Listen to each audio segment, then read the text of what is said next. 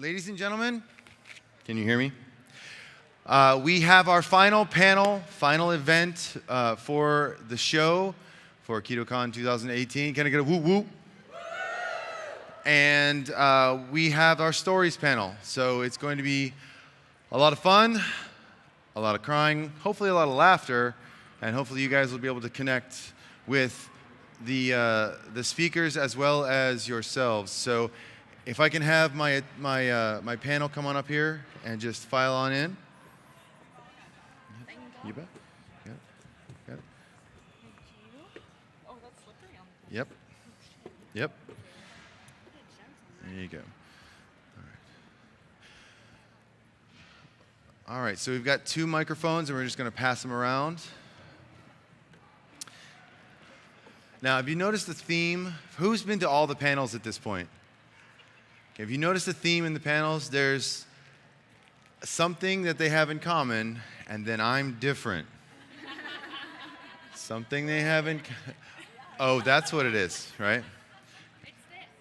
Right, that's what it is. It used to not always be that way, but now... So we have a bunch of really smart people and me. So this is what's different here. Okay, so our stories panel, starting on the end, Allison Gannett, the ineffable Carrie Brown, Jillian Solos, Jade Nelson, Sean Minar, and Vanessa Spina. And I believe I got all the names correct. That may be a first. That may be a first. So this is going to be an open question forum. So if you have questions for any of our speakers, our guests here, please form a single file line. Speak close to the microphone so that everyone can hear what you're asking, and so that we can get the question answered. So we've got our first question coming up. Yes, we do. Hello. My question is, what is the one thing that you, as ketogenic professionals, have taken away from this KetoCon that you didn't either know or was highlighted for you personally, that you got from somebody else? I know all of you haven't been to every one of the talks, but that's my question. I would like Jillian to go first on that. That's a fabulous question. And we were just talking about this behind stage, actually. And I take away from these things a similar thing each time, in the sense that I am overwhelmed by the sense of love and community that comes into a building when all of us are here. And that always leaves me filled up again, so that I can go out there into the universe and deal with all of the stuff that gets put on me in the universe and have that recharge. But in terms of a really specific thing, Dr. Anna is going to make me test my urine pH. So from here on in, I am going to be testing my urine pH. Yeah, that would definitely be the thing for me. All right, Carrie? So Brian knows this about me, that I can never just have one thing. So I don't just have one thing. Right. So 2 things. I posted on Facebook yesterday that I'd had a migraine since Tuesday, and I was just fed up with it. And a random person on Facebook said, go to Ali Miller's booth and get her super turmeric. So I dutifully went to Ali Miller's booth and got her super turmeric, and no longer had a migraine. So, Ali Miller to the rescue, yet again. And I slept like a log, and I don't know if those 2 are connected, but it was awesome, whatever. So that was one thing. And then the other thing was, I had the opportunity and honor to talk to Dave Feldman behind the scenes yesterday, and he was explaining to me that he'd done an experiment. He was born a happy person. He was just always just very positive. He kind of, came out the womb that way, and he's always been that way. And he is the master of N=1 experiments.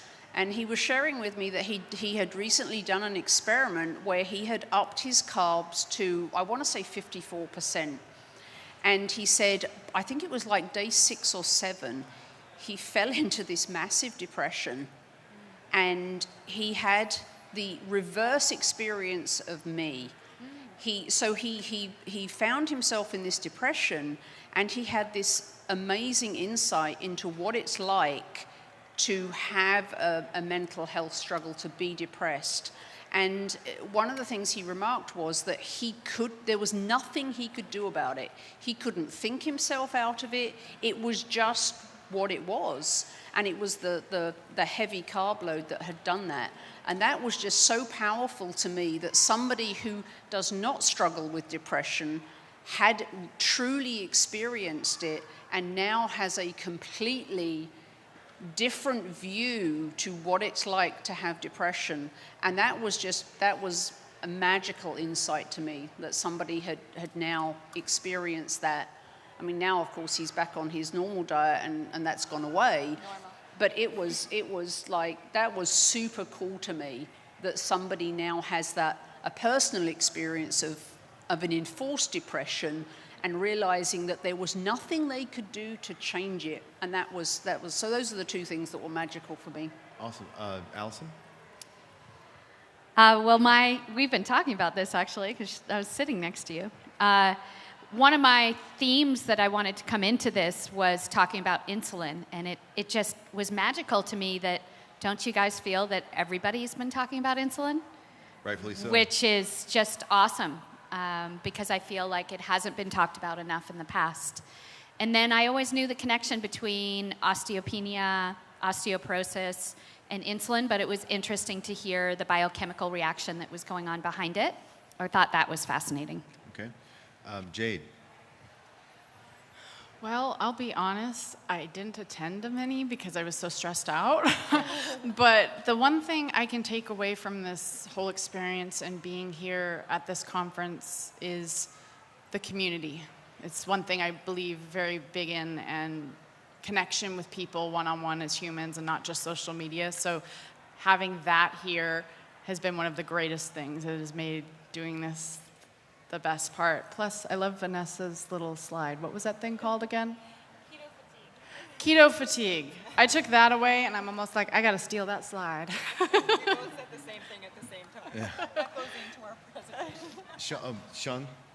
Yeah, so I am kind of going to piggyback a little bit with the community thing, but I think more specifically how passionate we all are, like not just, of course, the speakers. I'm hoping that you can see how passionate we all are, but you also, I mean, just the general community and how passionate every single one of us is about what we're doing for our health, and how keto is just way more than the fad or whatever people are trying to make it out to be. And this really is something that we're going to really stick to and hopefully get the word out more and more. And I think we have that, all of us have that ability and that desire to really get the word out. So it makes me just really excited. I always get so excited in these types of situations, for sure. You seem excited.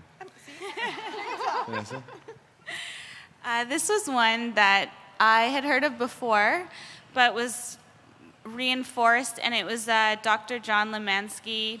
He calls ghrelin gremlin, which I love, but because it's the hunger hormone. But he talked about how if you have poor sleep, ghrelin is going to activate hunger in a big way the next day. And just the way he put it, it was a really good reminder and anchor. Because we've all had days like that where you sleep 3 hours and the next day you're like, I'm so hungry today, and you feel bad about it. But there's a scientific, there's a physiological reason behind it. So I thought that was a good reminder. Excellent. Thank you. I think, Brian, it's your turn. What I got? So I want to magnify Carrie's. I got 800 plus things that I'm taking away, because that's how many people we had here. So, I mean, that's... Thank you. Wow, 800. Good afternoon, ladies and Brian. Good afternoon. It's great to have an almost all-female panel. I can leave. I can leave. So I noticed, again, from fatiguing all the people around me in England about keto, that all the men that I influenced to become keto, or at least low carb, had a really easy time compared to the women. And clearly women are far more complex creatures, especially from an endocrine point of view. And I wondered what insights you had about hormone balancing, because women are often estrogen dominant, or some of the the menopausal women have all sorts of hormonal issues, and people who've been on the pill for 10 years, say, come off and have post-pill amenorrhea. So what insights could you share about women's endocrine? Unless anyone wants to volunteer to go first, I'd like Sean to answer that one. I was going to say. Yeah, I could talk about that for like 4 hours, and I do every week. So, no, I mean, I think the biggest thing, in order to not take up all this time, the biggest thing is that the difference between, obviously, men and women, like you said, are hormones. And so when people when women first transition into a ketogenic diet, a lot of times it's done with a little too much force or a little too quickly, and I know Vanessa talked about that, and it causes more stress than is really needed or should be happening to our bodies, and women are very sensitive to stress, specifically our hormones, obviously, and we already live pretty stressful lives, and then we add on, like, okay, I'm gonna go from eating all the carbs, I'm gonna eat no carbs, and that's super stressful on the body. So that's really the biggest thing that I see. And then the other big thing is that when we transition into ketosis, and maybe we've been keto for a while even, suddenly we start like not eating. And that's another thing that could cause a lot of stress on the body for some women. Their body's just not ready for that, and that's a stressor. And then once again, those hormones. And really the biggest thing, you can tell, like again, kind of with my talk, you can tell what is and isn't working for your female body based solely on your hormones. They're gonna show you almost immediately.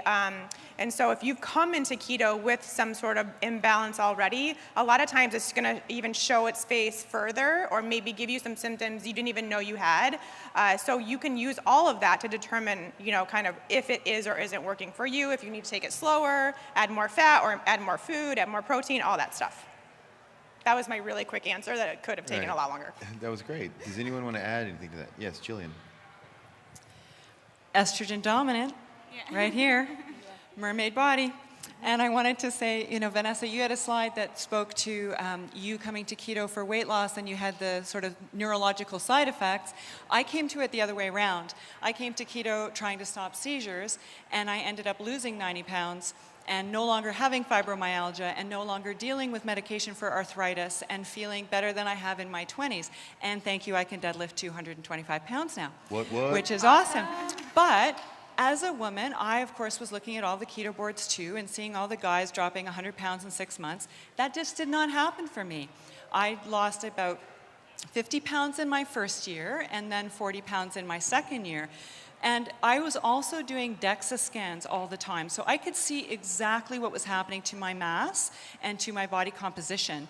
And although I lost 90 pounds on the scale, there was actually a much more significant shift than that. I lost much more fat and I gained lean mass. And as a 49-year-old woman, I also increased my bone density significantly. My T-score, for those of you out there who know what that is, and it's a measurement of bone density, went from 1.1 when I started keto to 2.7 last week. 2.7 is incredibly high for a 49-year-old woman who's not supposed to be able to build any bone density. So keto has really been amazing for that, but I also struggle with lipedema, and that means that this fat down here is dysfunctional. It does not work the way the rest of your adipocytes do, and keto has been helpful for that, but I'm in the place now where I need to tweak it a little more. And for those of you out there who suffer with the same fat disease, we hear all the time that type 2 diabetes is chronic and irreversible, and we know that that's all bunk. Well, the same thing is told to those of us with lipedema. It's chronic and irreversible, and I just don't buy it.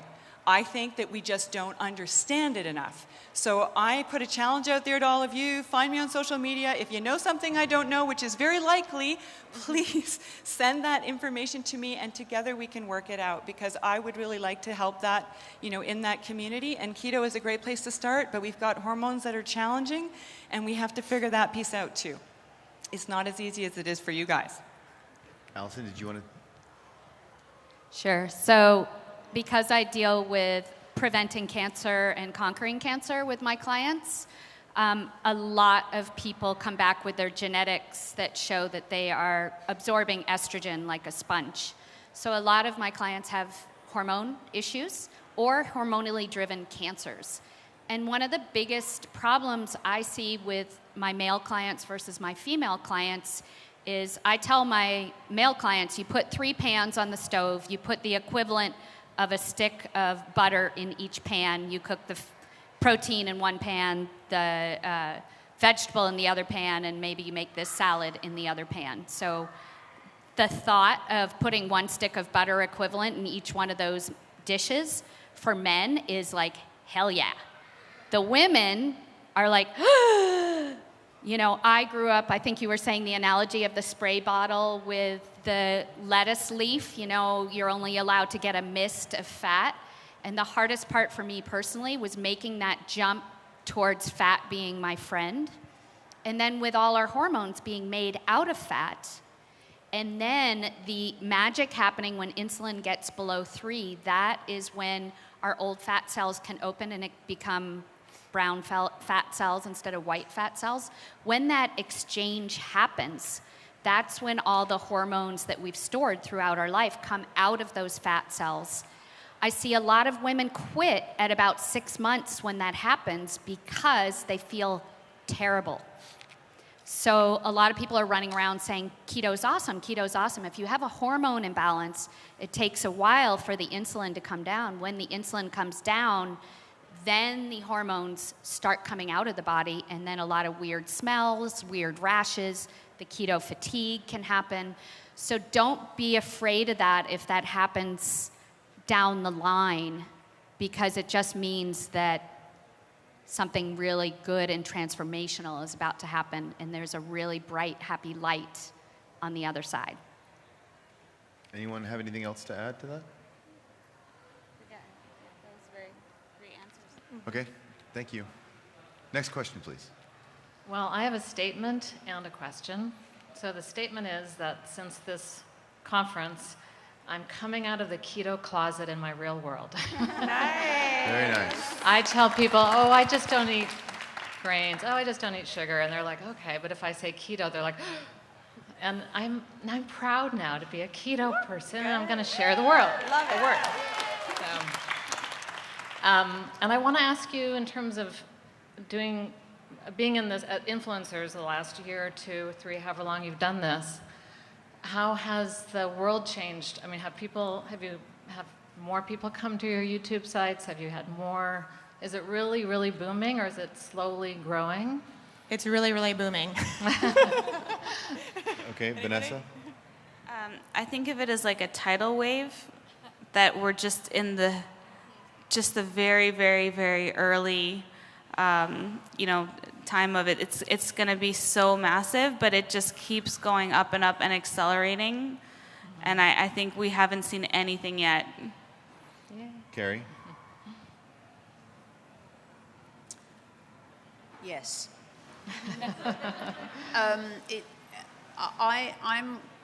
I'm one of those people personally who I never had to come out of the keto closet because I simply don't care what people think of me. Carrie, can you hold the mic closer to you? So that's better. Hello.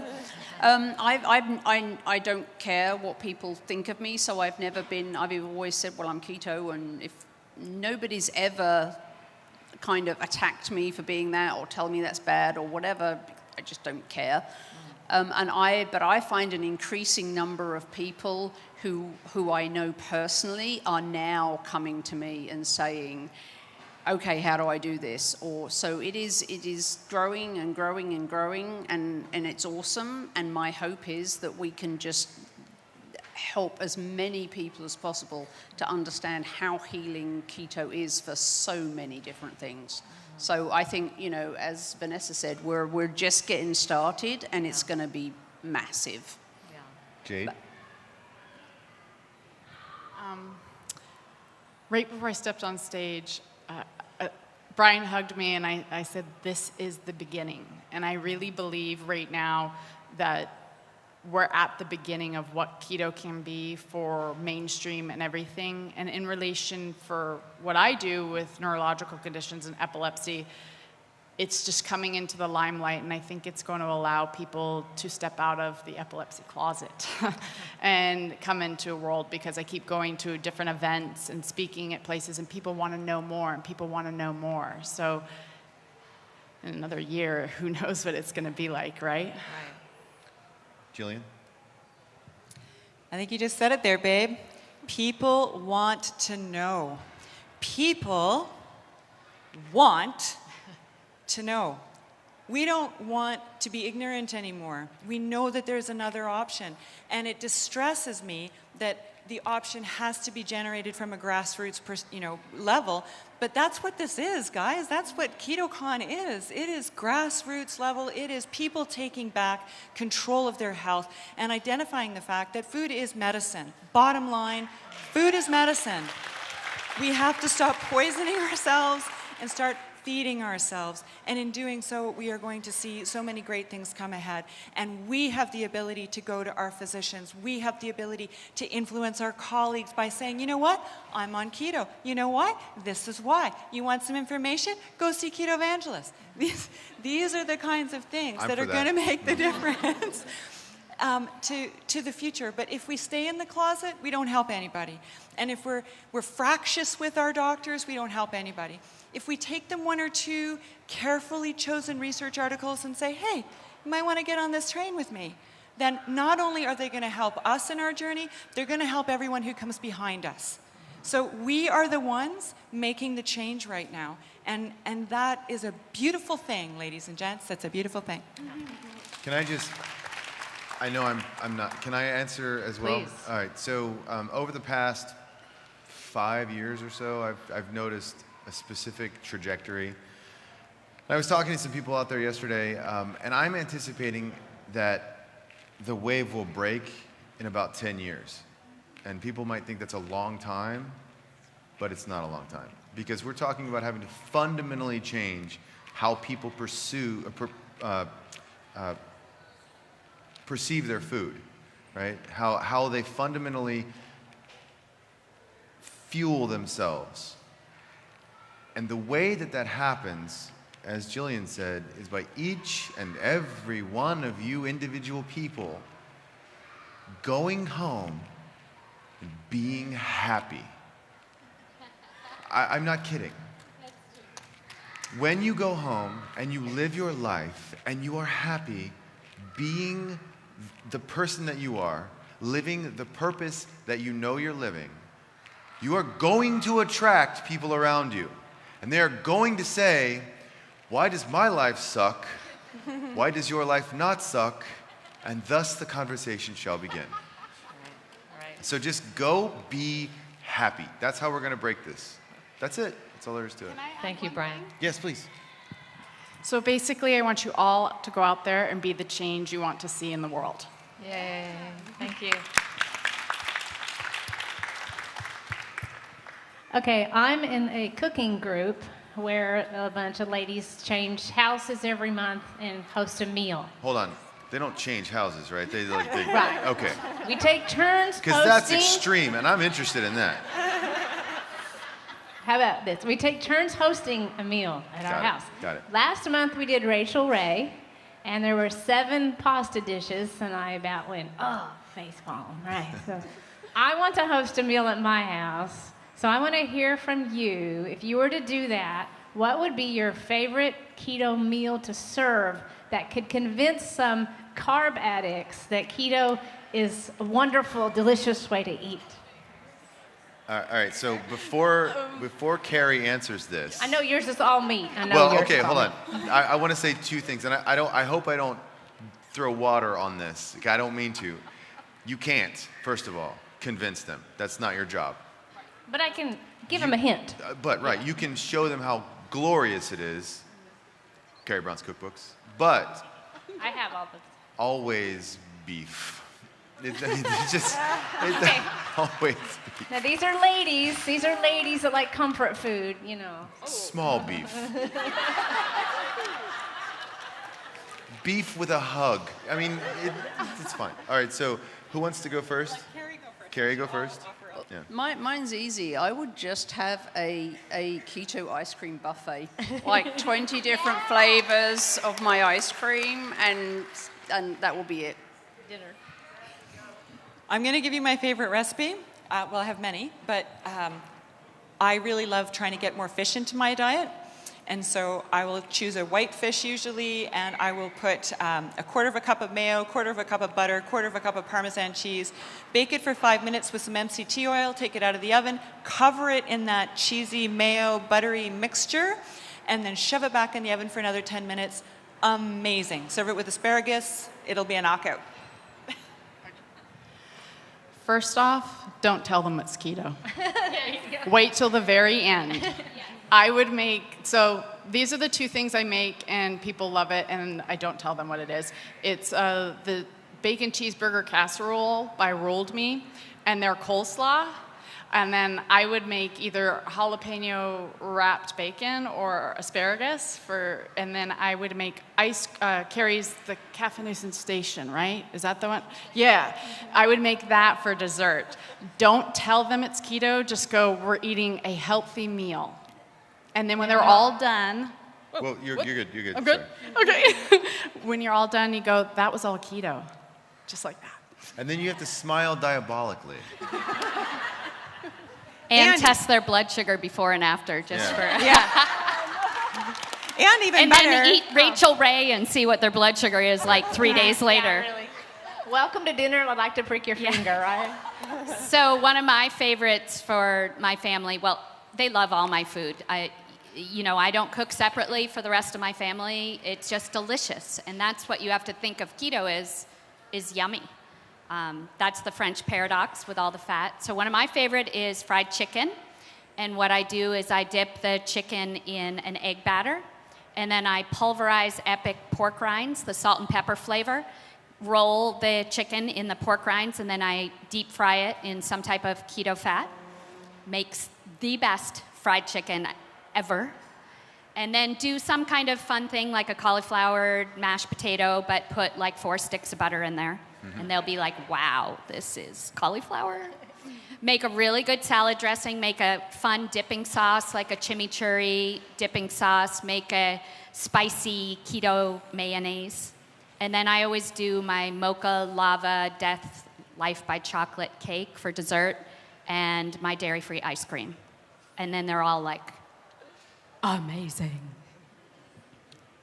Yeah, my favorite thing to do, I don't cook a whole lot. I mean, I do, but nothing really spectacular. I'm just kind of very simple. But for parties or gatherings, I love just to do like a charcuterie type plate with like all these awesome meats and like grass-fed raw cheeses, and even have some dairy-free cheeses like the Kite Hill kind of cream cheese type stuff, or they have dips and things like that, because I don't eat dairy in my keto.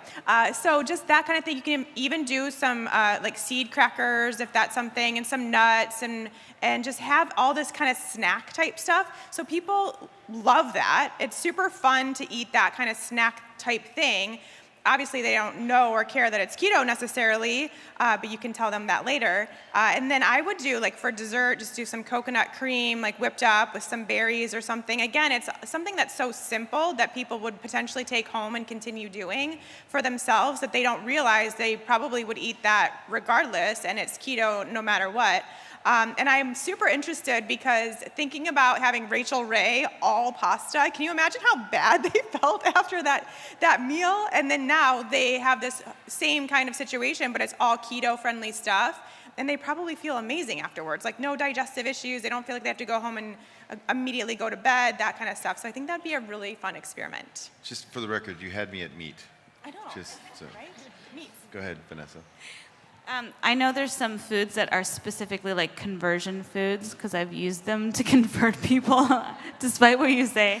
But I noticed that the most popular recipes in my program and book are my special burger sauce. It's like a Big Mac kind of sauce with like lots of bacons, like bunless bacons or burgers are so easy, and just steak and béarnaise sauce, like steak and hollandaise. It's just amazing, and cheesecake. Keto cheesecake, like just everyone loves cheesecake, and then when they're done, you can be like, that is fat burning cheesecake. And I'll just throw in one other thing. It is meat based, but you can take like romaine lettuce or even cabbage leaves and cook. I trust me. Hear me out. I know it's a vegetable, but these are for people who are not me. And you can ground some ground beef and put any number of these sauces in it and seasonings and stuff, and just have a sort of a taco kind of thing. And people think, oh, it's a wrap, and that's normal food, and there's no like, you're a weirdo. kind of thing. So it's something they could buy at whatever restaurant, but it's better because it tastes great. It's not like absent all the things that we enjoy eating. So it's another option. Thank you all. Thank you. Next question, please. Hi, everybody. Hello. So I've had the pleasure of listening to all the talks this weekend, and my takeaway is that keto seems to work for almost anything that ails you, whether it is cancer or bipolar or epilepsy or digestive issues, and it's not just a quick way to lose a few pounds. So what do you think, with all these benefits, what's the fundamental difference that makes some people like us willing to try this and others not even willing to look into it and learn? Desperation. I know that's what it was for me. You try everything and you have to have courage to try something again and risk failing when you've tried so many other things. But if you're desperate enough and you're open-minded enough, I think those two things together. Jade? The drive to want better and not give up, to know that there's some answer out there. And I think the people that can stick to keto see what their reason is and believe that there's something better. I think so when people are able to do that, so there's less cheat days. Sean? Yeah, I would say, I guess maybe it's kind of, biohacker mentality, if that's not what it is, but just wanting to learn more about you and your body and being willing to use yourself as an experiment. I think a lot of people are afraid of that because especially when it's something like keto and it's like, you have to eat all this fat. Does that mean I'm going to gain 100 pounds in 2 weeks or something ridiculous? It gets scary. But for me, and I probably all of us up here, it was just, again, wanting to do something to get myself healthy again and willing to do this experiment and that experiment and that experiment and that test and this test to find that thing. Jillian? I think it's safe to say that we are all early adopters. And the reason I think that we're all early adopters is that we all came to keto because something was broken in us and we were desperate to fix it. The reality is, as Brian points out, 10 years from now, maybe even 3 years from now, this will be so mainstream, this will be talked about so frequently because all of you are going to go home and go out of the closet and talk to your friends and family that they'll have it as an option. Frankly, we didn't even have it as an option until we physically went and searched for it and found it hidden under a rock and extracted it out and pulled it apart and said, how can I use this for me? You guys don't have to do that. And the people who you know don't have to do that because all of these people have created amazing resources that are going to make your journey 10 times easier than it was for many of us. And that, I think, is the difference. We all came to this because we were desperately sick. And a lot of people are now going to come to this without even knowing that they're desperately sick. I didn't even know I had pre-diabetes before I got epilepsy. When I looked at my labs and saw that my HbA1c was 6.2, I said, wait a minute, isn't that pre-diabetic, kind of borderline on diabetic? Nobody had mentioned that to me now. No, my labs are 5.2 now, and they went down as low to 4.6. So they're a little bit higher, but this is what I think is happening now, is that this is becoming more accessible for everybody else, and that's a beautiful thing. Carrie? I mean, for me, if you heard my talk, you know that, keto for me was maybe the only thing that was going to keep me alive. So for me, the people that are going to come are the people who need, as Vanessa said, they're desperate. They're like, maybe this is the last thing. It's fascinating to me listening to people here is that keto is becoming known for weight loss. Oh, keto, you do that for weight loss. That's not why any of us did it. We came for, cancer and bipolar and epilepsy and all these other reasons. My fear is that is going to get lost in the keto message. And I desperately... I will not let that happen. Me either. I desperately want to make sure that, I know I only focus on mental health, but people with mental health issues wouldn't say, I think I'll try Weight Watchers for my mental health, right? I mean, why would they do that? I don't want it to be that people would think the same thing about keto. Well, I'm not going to try keto because that's for weight loss. So I want to shout very loudly about everything other than it being for weight loss, because I want people to know that that's not what it's for. It's for the general health. It's for the amazing, miraculous changes that it can make in so many different diseases and illnesses. That's why I shout so loudly the way that I do. And my fear about keto is, I saw it on Women's Day magazine this week. Anybody else see that?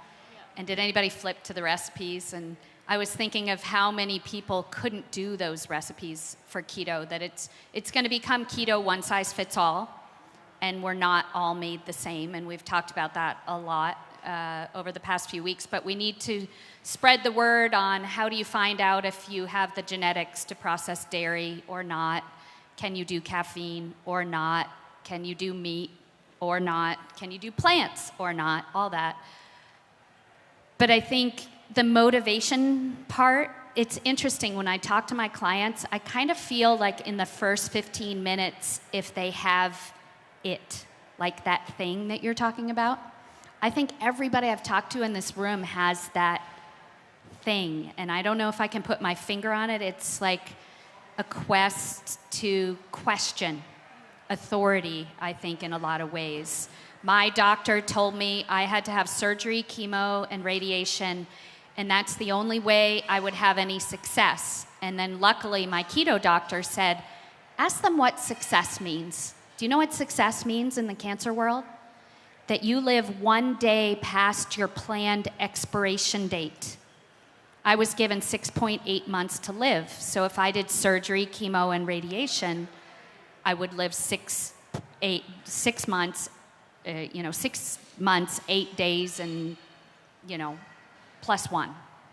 And that wasn't good enough for me. So I wanted, that terminal diagnosis drove me to find a better answer. And I think almost if my cancer was less severe, then I might not have looked so hard. And I didn't know that I had all these other conditions inside of me, prediabetes, polycystic ovarian disease, Hashimoto's, all those things that disappeared with keto. So I really do believe from the bottom of my heart that cancer was my greatest gift because it gave me keto. So you guys all take keto and run with it. Can I answer your question with a question? Sure. What drew you to it? For me, it started out as I was on my way to type 2 diabetes, elevated blood sugar and insulin. And so that was what kind of drew me and kept me. Then I discovered that I've had lifelong stomach digestive issues, and they disappeared almost instantly. And I didn't even realize how bad it was until they weren't there anymore. And so, yeah, it started as one thing. It led to other things. Anxiety. I used to be a very anxious, nervous person. I still am to a certain extent, but it's helping. So, I'm uncovering all these. So all of those things, those are the people you want to find. If you're asking, like, how do I find the people who are going to go to keto, you got to find those people. Because that drove you there, that's going to drive them there, right? Yes, there's a personality thing too, but it's a certain level of brokenness that, why not? We've all heard, should I try it? I've got this, that, and the other. Well, clearly what you're doing ain't working, so why not? So you were driven there because of some reason, and you found all the other benefits. So find that same reason that other people need to be driven to it and start talking to them. Start driving them forward. Thank you. Next question, please. So I want to follow on a little bit with what Jillian, Carrie, and Allison were saying, and talking about keto kind of as a trend, and we're kind of at the bow wave of the ketogenic movement. And one of my concerns is that in an effort to get on the bandwagon, everybody's going to jump into it with a one-size-fits-all type of thing, and it ain't that. I'm concerned that, you see diet fads come and go all through history, diet fads come and go. I'm afraid that people are going to consider keto as just another fad. And I hear this from my family.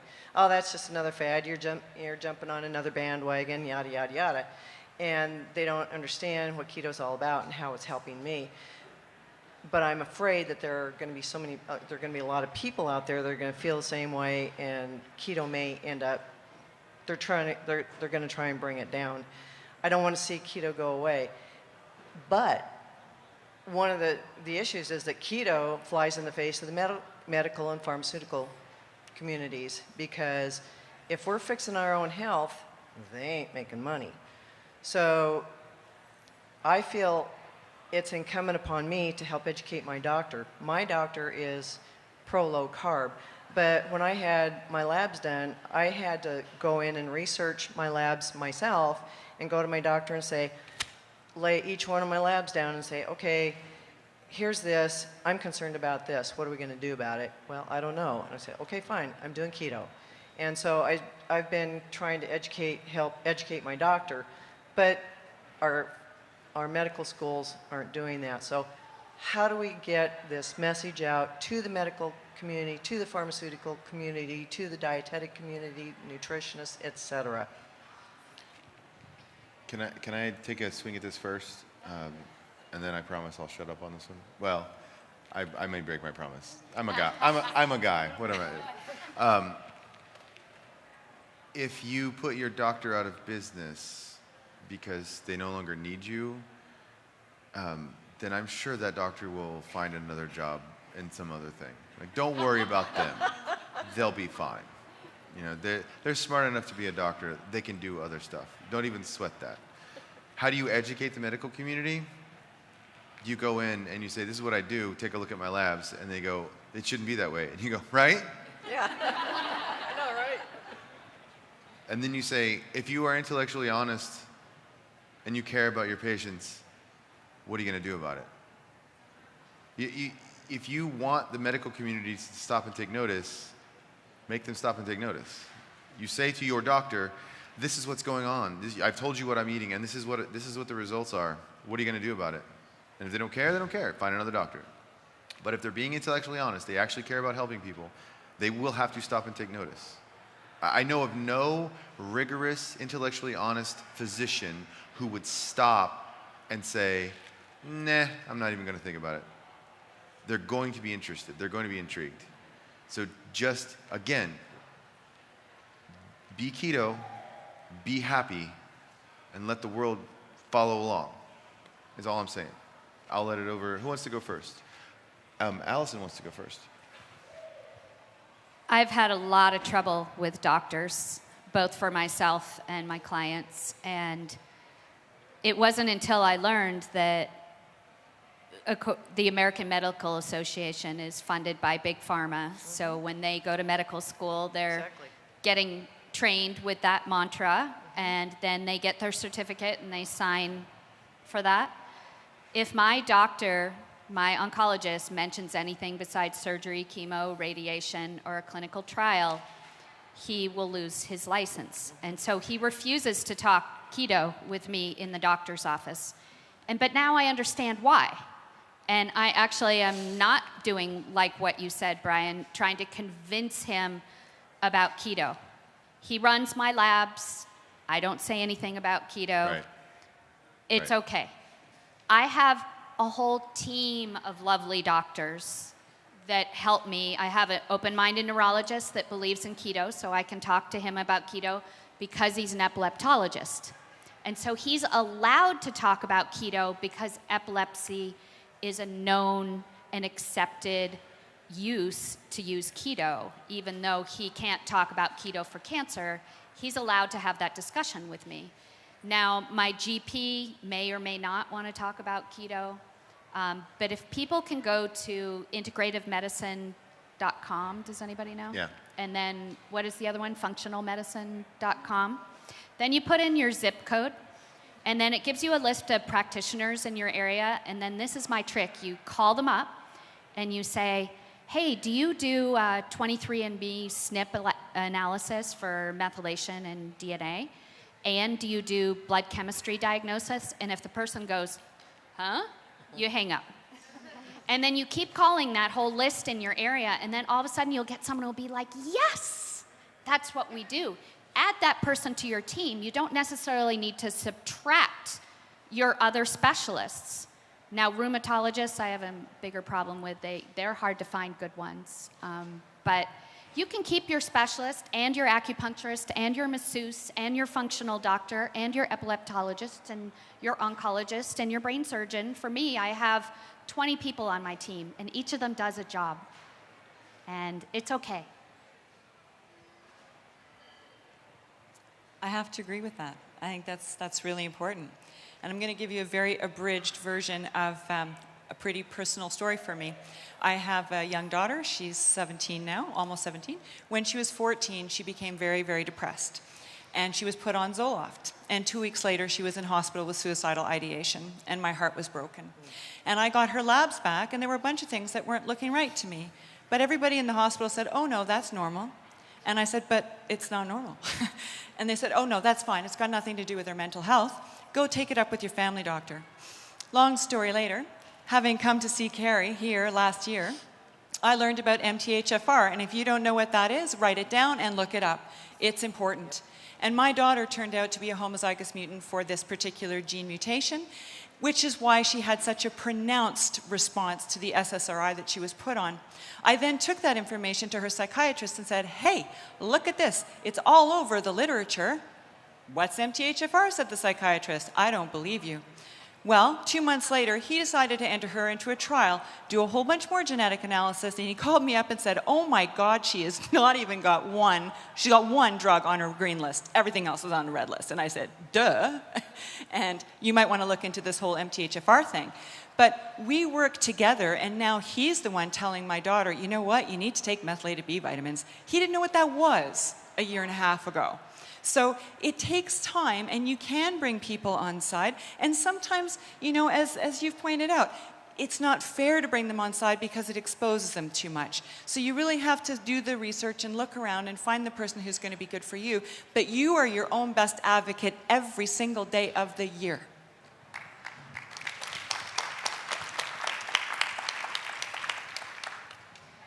I've kind of come to the conclusion that you lead by example. And I would give anything to sit in medical schools and share stories like this, because the more people hear it and the younger the medical students are, the more of an impact I believe we can make. But in the meantime, do you, and don't worry about what the doctor's thinking. I've come, over all the years, I was once told by one of my neurologists that, Jade, I'm simply a tool for you to use. I provide you with the information, but ultimately you must make the decision on your own. And I think you need to treat all your doctors like that, whether they think they are God or not. So expecting to change someone's mind can be a very long and hard uphill battle. So I wouldn't bother. I would just do you. And it will eventually catch up. Just like Brian's saying, all of this will catch up, and by then they'll jump on the bandwagon because they'll find a way to make money elsewhere, right? Does anyone else picture Jade in the medical school sitting just in the corner going, ha, wrong, as they're talking Brian, about that's you, not me. I know how to play the game sometimes. Yeah, fair enough. Sean? Yeah, just to piggyback on that and to kind of talk more about how do we keep keto alive is like, of course, we all share our stories. We all keep doing this on a regular basis and don't ever stop saying that. And then I think we can all kind of agree that if someone's not ready to learn more and hear about it, Absolutely. like there's kind of no point. You know, like you can try, and I do this with my family. Tried this with my family, and they aren't ready to hear it. So I'm not gonna do that. Same thing can go for doctors. That doesn't mean that in a year from now, you can't go back to that same doctor and have these results or whatever. Maybe at that point they are willing to listen, or your friends are, or your family members are. That's going to be, I think, the good thing that we see come out of this being this movement that's having so much momentum is that there's going to be more and more people ready to start hearing what you're saying. But until then, just focus on the ones that are already willing. The analogy that we often hear, that we banter about, is You don't tell an alcoholic one time you have a problem, and they go, "Oh, you're right, I've got it fixed." It's the same thing. If someone's ingrained in a dogma, you have to repeatedly nudge them and let them, that you can't force them to make that decision. You have to, unless they're your kids, and then you can drag them along kicking and screaming, because that's what you have. Yes, Vanessa. I think what Sean said is so right. If someone isn't ready for the information, they won't hear it. But I think it's also really important to go back. So, for example, when my doctor wanted me to have part of my colon removed, it's important for me to, I didn't try to convince him, but then to go back and say, hey, look, I did this gluten thing. I cut it out. I didn't have to have surgery. So then he can maybe, if he, I don't know, is inclined, ask someone else presenting with the same symptoms to say, maybe try going off gluten. So it's important for us to maybe do that. And just on the second point, I honestly, truly believe, and you can call me, overly optimistic, I don't think this is a fad. I think the doctors who don't join in are going to be completely left behind. I agree. And that this is not a fad. It's going to be our new nutritional guidelines at some point if we're all successful in doing what we're doing. Yes. Carrie? I'm becoming famous for having fired my entire medical team and becoming my own detective, and then bringing on board people who understood what I had found out by my own work. So to you all, I would say, invest in yourself, become your own detective. You know your bodies better than anybody else because you feel. You see how your body's responding despite what the doctors or the medical professionals tell you. Don't be afraid to say no. Don't be afraid to say, that doesn't make sense to me. Don't be afraid to ask questions and ask more questions and ask more questions. And if that doesn't make sense, find someone for who they can make it make sense to you. So medical professionals are great when they're helping you, but don't be afraid to move to new ones, and don't be afraid to just be your own detective. Go on the internet, talk to people, reach out to us, or whatever your issue is. If it's cancer, talk to Alison. If it's mental health, talk to me. Reach out to us. We can point you to sources of information where you can start to gather data that's pertinent to you, and step by step make a path going forward, and then bring on the professionals that you meet to help you resolve your specific issue. So one thing I want to point out, if you haven't caught the theme of what everyone is saying, is in order for the medical community to change, and if you want to change the mind of your doctor, it has to start with being evidence-based. Taking that, extrapolating it back, that means you got to do the work for them. Right? Jillian's a perfect example. She hears something, she investigates, she does a crap ton of research because Jillian does that sort of stuff. She takes it to her doctor, right? And then the doctor is faced with evidence. Doctor says, I don't believe you, right? But then intellectually honest doctors are going to pursue and investigate. This is what I'm saying. So it all starts with evidence. Like to Allison's point, they can't just do stuff because they're going to lose their license. But if you can show them evidence, and if you can nudge them in the direction that there is actual evidence in the literature that they can quote and that they can cite that gives them the defense when someone says, you're a quack, and they say, well, I'm not a quack, the literature says this, and I'm just following through. And everyone goes, fine, but I don't like it. And then Brian, that's awesome. And I want to say, when you're bringing your doctor evidence, go to PubMed.com. Yeah. Type in whatever you want to type in. Let's say it's your type of epilepsy and MTHFR, or a type of epilepsy and blood chemistry, or cancer, ketogenic diet, liver cancer. You put that in there, it just is amazing how many studies are out there. Those are the only studies your doctor's going to care about. Right. Not Time Magazine, Right. not Women's World, not Cosmopolitan. Bring them the real papers. Now, I want to tag onto that as well. If you see something in Women's World or Time Magazine or whatever, and it's referencing a study, find the footnote that it's going to. Follow that up. If you have a child who's in college, because a lot of these PubMeds, you can't actually get the full thing, or you got to pay extra for it or whatever. If you have a child in college, say, hey, You as a college student have access to resources in the science building. Go over there, find me this study title, or go find me this RFID on the study, and print me out that thing or email it to me as a PDF, and then you've got it, right? So it's all based upon what is in the literature. That's how you're going to convince folks. Yes. In the scientific community, in the medical community. And even then you won't. But you gave it the old college try. And I want to add, if there's a negative study on keto, dig in a little deeper. All the ones that I saw that were negative, guess how they did the study? Canola oil. Yeah. Regular conventional meats from a feedlot full of antibiotics and hormones. Right. So if you just go one layer deep on those negative studies, it's easy to find out why the study wasn't good. That's key. Right. Thank you. Thanks, panel. Really appreciate it. Great information. I'm part of the panel, by the way. She was thanking me also. Hi. I first just wanted to say to Brian, all the speakers, the staff, the volunteers, everybody that's been behind this, this has been one of the most incredible experiences of my entire life. Thank you. I didn't know about it last year. I heard about it in a podcast. I told my amazingly loving and supportive husband about it, and he said, "You're going." I am also a keto information addict, and I wanted to talk a little bit about that because there's so much information out there. I'm a scientist, so I always want more. So I've got a notebook full. And I don't get into my car and not have a podcast or an Audible playing to make use of all my time. Sure. I go to sleep with books. I mean, it's just... But I also can find it a little overwhelming because I find that the more I learn, the more I want to learn, and it's almost like I'm falling behind.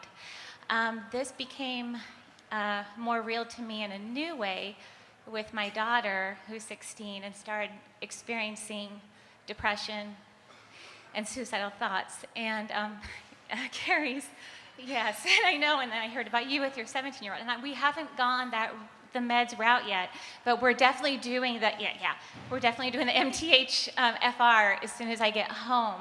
And so, sorry, there's so much to say, but it's like I love that when I think I know so much, being the information addict I am, that I learned something else new that's so powerful. But what I also wanted to say was I was in the keto closet. I came out after reading Keto Clarity a few years ago, and was essentially kind of shamed, like I'm an idiot. And I didn't know enough back then, like the cholesterol talks, I didn't know enough back then to fully defend it. And so what this conference has done to just give us all that information, I came out of the closet on Facebook the day I left home. And I'm gonna keep going there because this is so powerful and we wanna make that change. So, but I guess kind of coming back to that information thing, do you have a suggestion for maybe someone like me or somebody else who might be overwhelmed because now there is so much coming at us of how to, not keep on changing your plan or deciding I gotta fast longer or I'm fasting too much or I don't know what it is, but I hope that question makes sense. Do you track your labs in a spreadsheet? I track everything. So I track everything. I would walk around. I walk around with my lab spreadsheet, like on my phone or my computer, or a laminated version in my purse. And so anytime anybody's like, "Oh, keto doesn't really work," I pull the spreadsheet out and just be like, "Hey, look at. I was like the sickest person in the world. Just a short time ago, and now I'm cured of this and this and this and this." Or I carry my scans around. Those are fun too, but you don't have those. But Not yet. that you're you, and so that's kind of been a message of this whole thing. Is a lot of times what I focus on is I listen to all the new information because I get nuggets. But ultimately, my funnest experimentation is just in my own labs. So I'll try one new thing a month, or 2 months, or 3 months.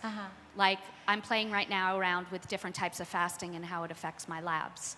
So I'm an N=1 in a constant state, and that's what keeps my knowledge growing as opposed to just listening to podcasts.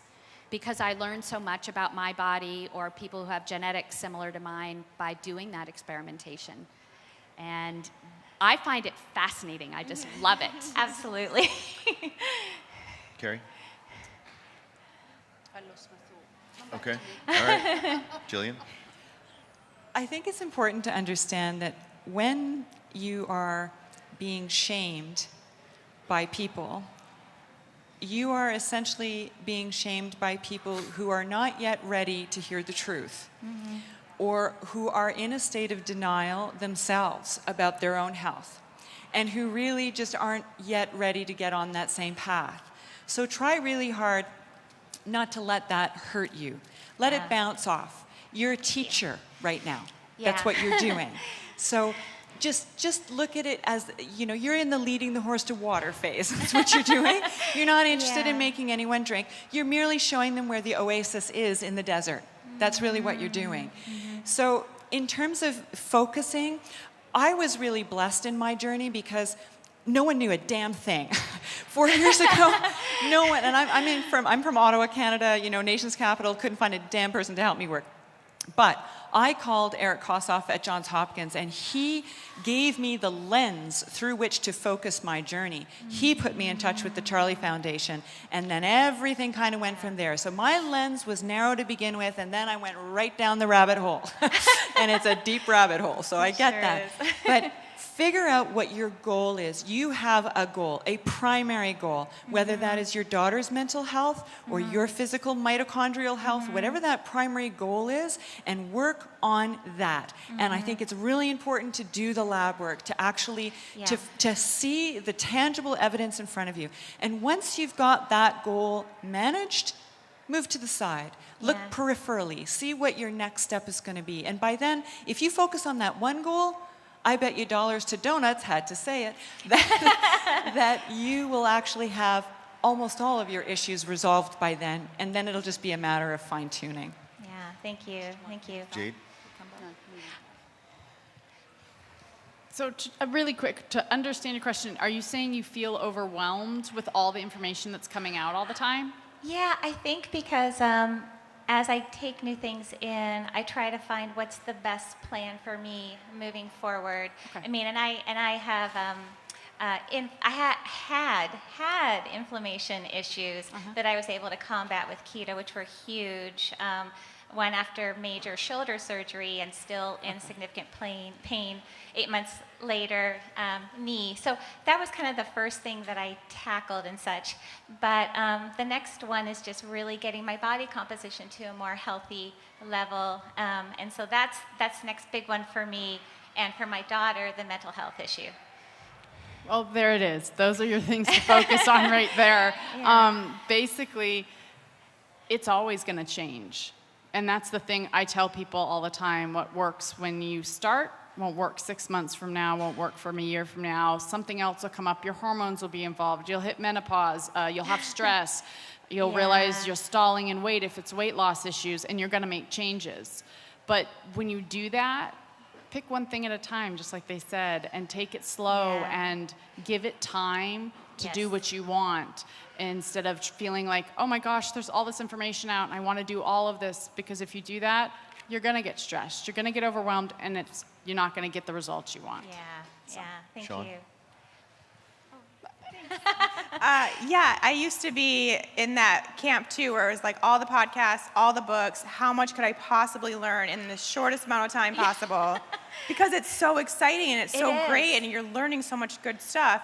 But then I realized that in that process, I was also kind of losing touch with myself. And I was like so interested in what that person was doing and that person was saying and that study had found out and all that stuff, that then I forgot to really pay attention to what I was doing and how I was feeling and what wasn't working for me. So I think, so for me, it helped to take some time, not all the time, but I take some time off. So go into your car at sometimes and just listen to your favorite playlist, and just Do you have a playlist? I did. Yeah, music is really great. I did. She said I did, but no longer. I mean, you're not gonna miss out. Like, there's almost also this sense of like FOMO if you aren't always listening to all the podcasts. Trust me, it's not gonna happen. They'll be there when you They'll come still back. be there. They don't go anywhere. Yeah. So just at least like a couple times a week, just maybe go for a Take a walk and break. don't have your earbuds in. That kind of thing. It's really great to get back in touch with your own body and what you're feeling and what you should be doing. Because so then you don't have to listen to these other people telling you when and when not to fast, because you know for you. Yeah, thank you. That's Carrie, really good advice. before Vanessa goes, Carrie, do you want to? If you need playlists, contact Danny Vega.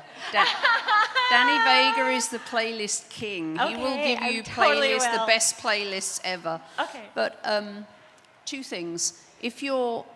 I think as most of these other ladies have said, it's really hard to get like bright shiny object syndrome with, oh my God, they're doing that and that really worked for them, and so do I need to do that, and do I need to do this, and do I need to do that? I think what Jade said is when you tweak things, do one thing at a time, because if you do a whole bunch of stuff, you don't know what it was that made it better or made it worse. Right. So you've got to have patience. You've just got to be like, pick one thing, do it for a period of time, see how your body responds. If it's good, keep doing it. If it's bad, stop.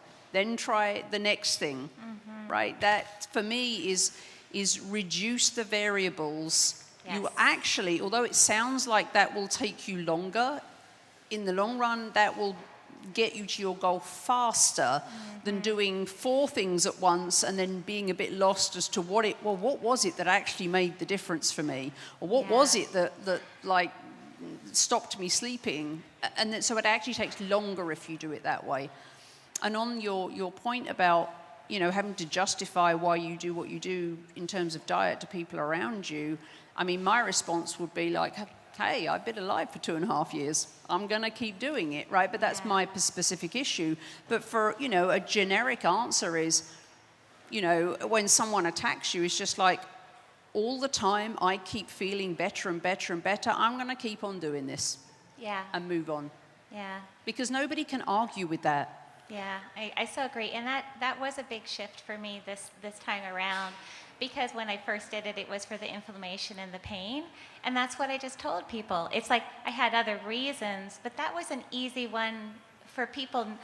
No one's going to say, no, I want you in more pain, right? So I would, but that that's was because an I'm a easy terrible one. person. Yeah.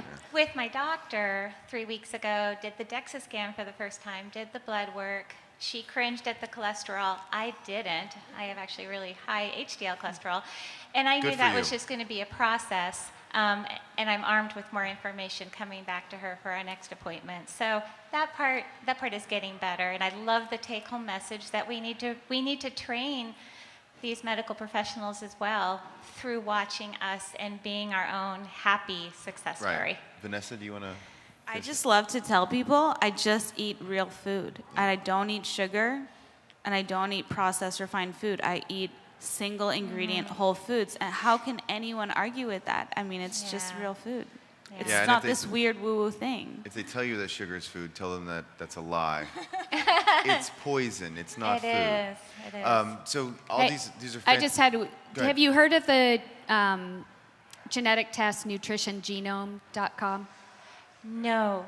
So that's a new, better version of 23andMe.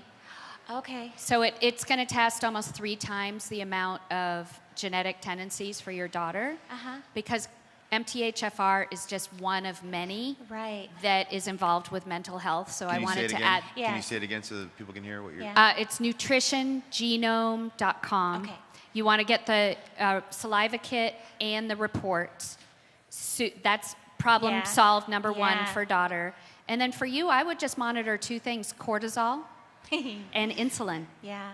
Because if that's your goal that you mentioned to Jade, keep it simple, like she said. Yeah. If you just focus on a couple things and then play with those.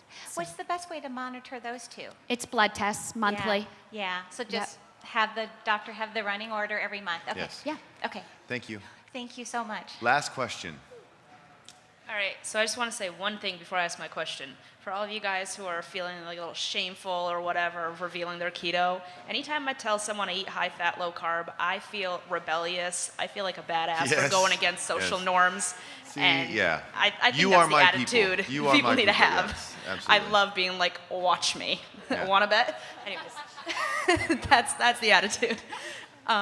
So I want to backtrack to the person who was asking about like having like hosting a meal party kind of a deal and get some clarification. So if one was to do that and they were to feed these normal carb, sugar eating people a high fat diet, wouldn't they technically like feel bad afterwards because their body's not used to digesting so much fat? Not after one meal, no, probably not.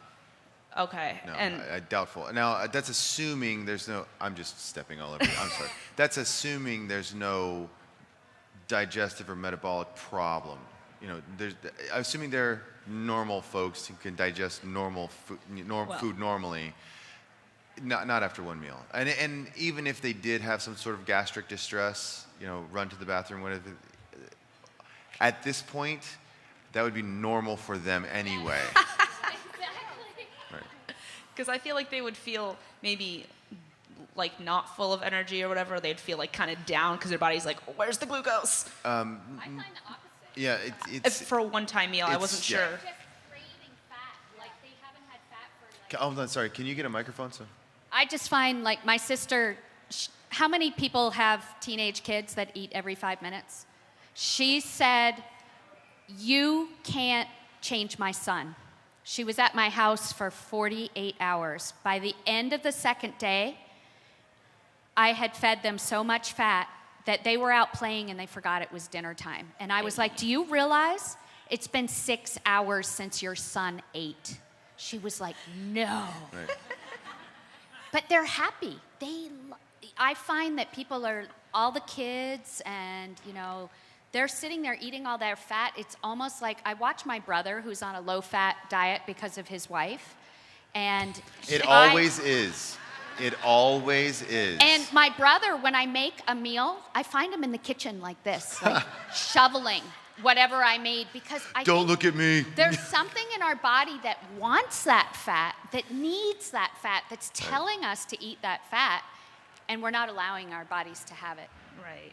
So try it, experiment, tell us what happens. I can promise you people who are like, they fear fat, you give them a fatty meal, they're going to love it. They just I feel are. like they're gonna freak out and be like, oh my God, what did you do to me? Don't let him watch you cook it. That's the thing. Sorry. Can you? Microphone. Okay, she said, don't let them watch you cook it. Is the thing. I know, but if you want to tell them afterwards, like this was keto, this is high fat, low carb, this is the way you should be eating, kind of a deal. This is delicious. If you want to really, really get it to them, just like do it as you're chomping on like open a stick of butter like a banana, and you're like, all right. And by the way, that's what you were eating. Yeah. That will scare them. Yeah. I That's think that'd just be me. fun. Yeah. Thank you, everyone. Okay.